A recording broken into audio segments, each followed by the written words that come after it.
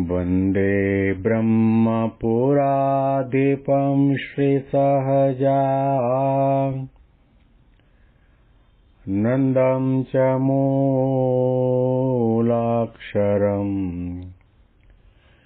श्रेयस्कारणसद्गुणैकनिलयम् श्रीप्रागजिह्वावत ब्रह्मोपासनधारकं गुरुहरिं यज्ञं तथा योगिनं प्रत्येवं प्रमुखं महन्तमनिशम् श्रीजेस्वरूपं मुदा મહિમાનો મહિમા પ્રવચનમાળામાં આજે 15મી ઓગસ્ટ 2025 શુક્રવારના દિવસે તમામ સંતો હરિભક્તોને મારા સાષ્ટાંગ પ્રણામ. જય સ્વામિનારાયણ. હેપી વચનામૃત દ્વિશતાબ્દી મહોત્સવ. હેપી પ્રમુખ સ્વામી મહારાજ શતાબ્દી મહોત્સવ. બરાબર 8 દિવસના અલ્પવિરામ પછી આપણે ફરીથી પાછા મહિમાનો મહિમા પ્રવચનમાળામાં મળી રહ્યા છીએ. સંત અને ભગવંતની કૃપાથી થોડીક શારીરિક તબિયત બગડી, કંઠ અને કાયા સાથ આપી શકે તેમ હતા નહીં અને એમની મરજી પ્રમાણે થોડા દિવસના માટે અલ્પ આરામ કરવાની અને દવા દારૂ કરવાની જરૂર પડી. એટલા માટે આટલા દિવસ માટે અલ્પ વિરામ લેવો પડ્યો. માફ કરજો. શરીર તો રોગનું ઘર છે. પ્રમુખ સ્વામી મહારાજ વારંવાર કહેતા, રોગ, બીમારી, વૃદ્ધાવસ્થા, યુવાન અવસ્થા એ શરીરને નહીં આવે તો કોને આવવાના? અને ભગવાનનું કર્તૃત્વ પણ આપણે સમજ્યા હોઈએ તો ક્યારેય પણ ઉપાધિ, ઉદ્વેગ, અશાંતિ જેવું મનમાં ન રહે. ભગવાન જે કરતા હશે તે સારા માટે કરતા હશે એમ વિચાર કરીને અંતરમાં આનંદ અને શાંતિનો અનુભવ રહ્યા કરે છે. આપણે અતિ અગત્યનું વચનામૃત સાંભળી રહ્યા છીએ, જે પ્રગટ ભગવાનનું વચનામૃત કહી શકાય. આત્યંતિક મુક્તિ માટેનું વચનામૃત કહી શકાય. પ્રગટની ભક્તિને ઉપાસના કરવા માટેનું વચનામૃત કહી શકાય. ભગવાન કોનામાં રહ્યા છે અને કોના દ્વારા પ્રગટ છે એ સમજવા માટેનું વચનામૃત કહી શકાય. આ વચનામૃત છે ગઢડા અંત્યનું 26મું મન ઇન્દ્રિયોને દાબીને વર્તે એવા સંતનું. શ્રીજી મહારાજે કૃપા કરીને ધામમાં જતા પહેલા સામે બેઠેલા સંતો, હરિભક્તો અને આ પૃથ્વીનું તળ રહે ત્યાં સુધી તમામ મુમુક્ષુઓને એક આત્યંતિક કલ્યાણ માટેની સાચી દિશા બતાવી રહ્યા છે કે ભગવાનની પેઠે સેવા કરવા યોગ્ય એવા સંત કેવા હોય. એનો ગર્ભિત અર્થ એટલો થાય છે, મહારાજ ગર્ભિત રીતે એમ કહેવા માગે છે કે મારા અંતર્ધાન થયા પછી મારું પ્રગટપણું મારા ગુણાતીત પરમ એકાંતિક સંત દ્વારા આ પૃથ્વી ઉપર રહેવાનું અને મારી પેઢી ક્યારેય પણ બંધ થવાની નહીં, આત્યંતિક કલ્યાણ માટેની. યોગી બાપા ઘણી વખત વાત કહેતા કે કે લોકો આ સમાજની અંદર ઘણા બધા પૈસાદાર હોય, એમાં સોનીની પેઢી હોય, વ્યાજવટું આપતા હોય એની પેઢી હોય, એની પેઢી ચાલતી હોય તો પછી સાધુની અને ભગવાનની પેઢી ન ચાલે? ગુણાતીતાનંદ સ્વામીએ પોતાની વાતમાં લખ્યું, બીજા બધાના દેહ તો 5-50 વર્ષમાં પડી જશે, પરંતુ હું તો ચિરંજીવી છું. ભગવાને પોતાનું પ્રગટપણું મૂર્તિ દ્વારા, સંત દ્વારા આ પૃથ્વી પર ચાલુ રાખ્યું છે. પણ ભોળા માણસો ભગવા દેખીને ભરમાઈ ન જાય અને એનું કલ્યાણ રખડી ન પડે, ભેખડે ભરાવાનો વારો ન આવે, એટલા માટે મહારાજે પહેલો પ્રશ્ન એ ઉઠાવ્યો કે ભગવાનની પેઠે સેવા કરવા યોગ્ય એવા જે સંત તે કેવા હોય. સમાજના માનસના ખૂણે ખાંચરે ઘણી પ્રકારની અણસમજણો પડી છે, અજ્ઞાન પણ છે, એટલી બુદ્ધિની પ્રતિભા પણ નથી, વિચાર શક્તિ પણ નથી, પરીક્ષિત દ્રષ્ટિ પણ નથી. એટલા માટે લોકો ઘણી વખત લોલમ લોલ ચાલતા હોય છે. ઓલવેઝ એન્ડ ઓલવેઝ લોકોના માનસમાં એવું જ હોય છે કે સારું પ્રવચન કરતા હોય, સારી પારાયણ કરતા હોય, જેના પારાયણ કે પ્રવચનની અંદર લાખો માણસો આવીને કથા સાંભળવા માટે બેસતા હોય,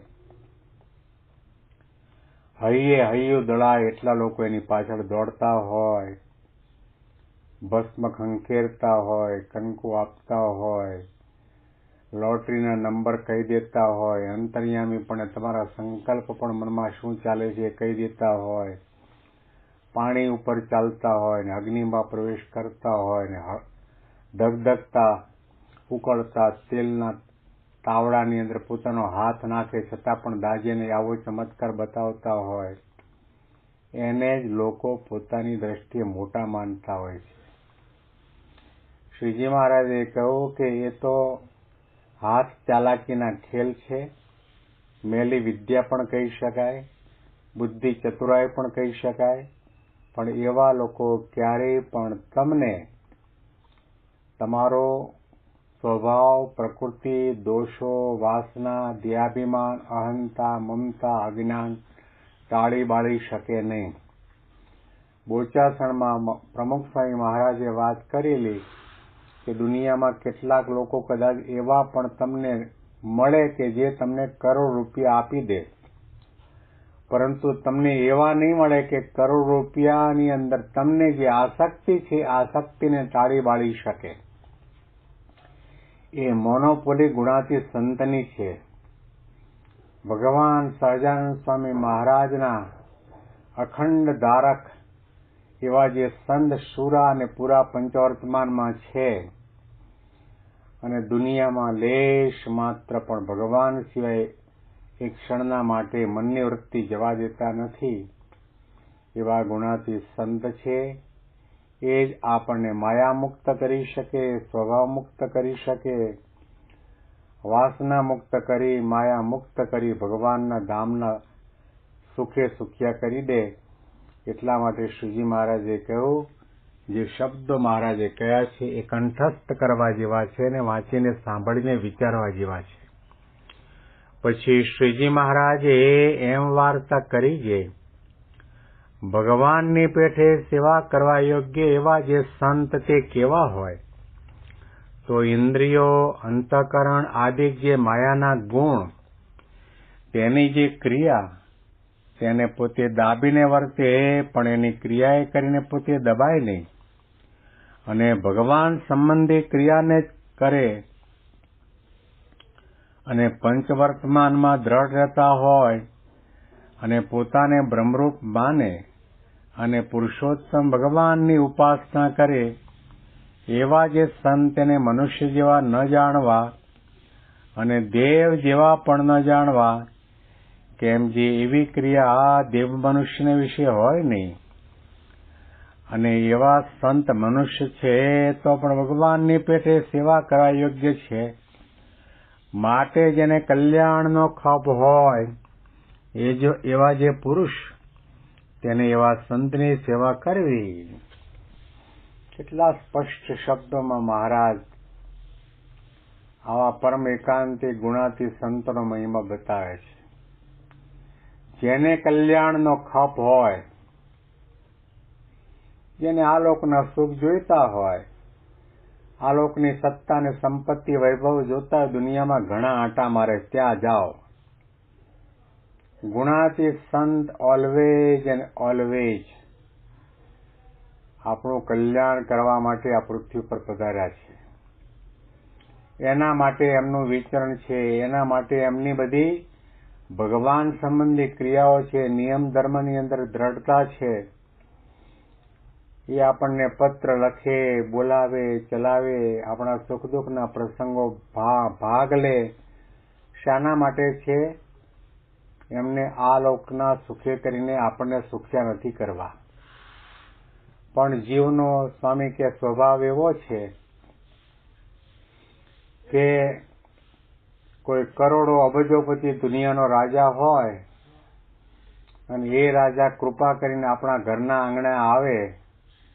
હવે આપણું નાનું બાળક હોય, એને હગવી મૂતરું હોય અને ઝાડા ઉલટી કર્યા હોય, અને એ રાજા આવીને કે તમારે મારી પાસે જે કંઈ જોઈતું હોય તે માગી લો, તો આપણે એમ કહ્યું રાજા છે બીજું કંઈ ને, અમારું નાનું છોકરું હગ્યું મૂતરું છે, એના બાળકિયા તેને સાફ કરી નાખો.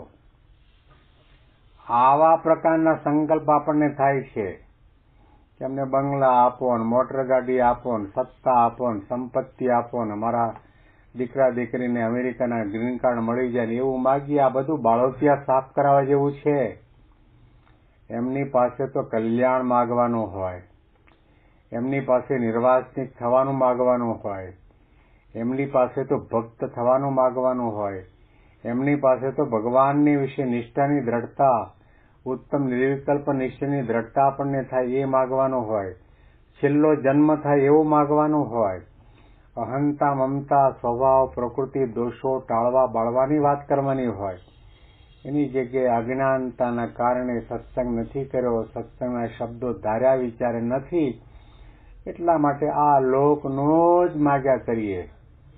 લોઢવાના લખુચરણબાઈ મહારાજની બહુ સેવા કરી, અને મહારાજે રાજી થઈને માગો, તમારે જે જોઈતું હોય તે માગો. આત્માનંદ સ્વામીના ચેલી હતા ને, મહાજ્ઞાની હતા. તો એ બાઈએ કહ્યું મહારાજ મારો વીરો દીકરો, વીરા દીકરાની વહુ અને આ 60 ભેંસો હું આ દુનિયામાં અમર થઈને રહીએ એવું વરદાન આપો. મહારાજે કહ્યું તું કેટલાય ટાઈમથી અમને આત્મા પરમાત્માના મહિમાની વાતો કરતી, બધું જ્ઞાન ગયું ક્યાં? આ લોકનું નામ જ મૃત્યુલોક છે.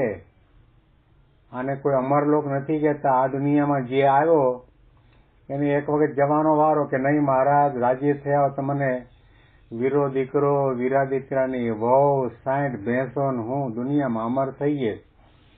મહારાજની અક્ષરધામનો અધિપતિ પરબ્રહ્મ સહજાનંદ સ્વામી મહારાજ આ પૃથ્વી પર આવ્યો ને, એક દિવસ મારે પણ બિસ્તરા પોટલા બાંધીને ઉપર અક્ષરધામમાં જવાનું છે, એમાં તારી શું ગણના? છતાં પણ એ બાઈએ માગવાનું આનું આ જ માગ્યું. મહારાજે કહ્યું તને માગતા નથી આવડતું, પરંતુ તે મારી સેવા કરી છે તો અંતે હું તને મારા અક્ષરધામમાં લઈ જઈશ. કહેવાનું તાત્પર્ય એટલું છે કે આપણે ભગવાન અને ભગવાનના સંતને સમજ્યા નથી. સમજ્યા હોઈએ તો ભગવાનની પાસે કલ્યાણ સિવાય, મોક્ષ સિવાય, બ્રહ્મરૂપ થવા સિવાય બીજું કંઈ માગવાનું ના હોય. અને અનુસંધાનમાં વિશેષ વાતો આપણે આજે 15મી ઓગસ્ટ છે, ભારત સ્વતંત્ર થયો, ભારત ભૂમિનો ટુકડો સ્વતંત્ર થયો, પરંતુ ભારતના ખૂણે ખાંચરે, ગામડે, શહેરમાં, ઘરમાં, બહાર રહેતા લાખો કરોડો માણસો હજી સુધી સ્વતંત્ર નથી થયા. ગાંધી બાપુએ ભારત દેશને સ્વતંત્ર કર્યો, પરંતુ ભારતની પ્રજા પરતંત્ર છે. બીડીની ગુલામ છે, બૈરા છોકરાની ગુલામ છે, દેહની ગુલામ છે, વિષય વાસનાની ગુલામ છે, ઇન્દ્રિય અંતઃકરણની મનની ગુલામ છે. એમાંથી મુક્ત કરવાની શક્તિ દુનિયામાં કોઈ પણ વ્યક્તિ પાસે વર્તમાન સમયમાં કોઈની પાસે હોય તો આપણા પ્રાણ પ્યારા ગુરુહરિ મહંત સ્વામી મહારાજની પાસે છે. એમની શરણાગતિ લઈએ, એમને પ્રાર્થના કરીએ કે આપણને સાચી સ્વતંત્રતા અપાવે.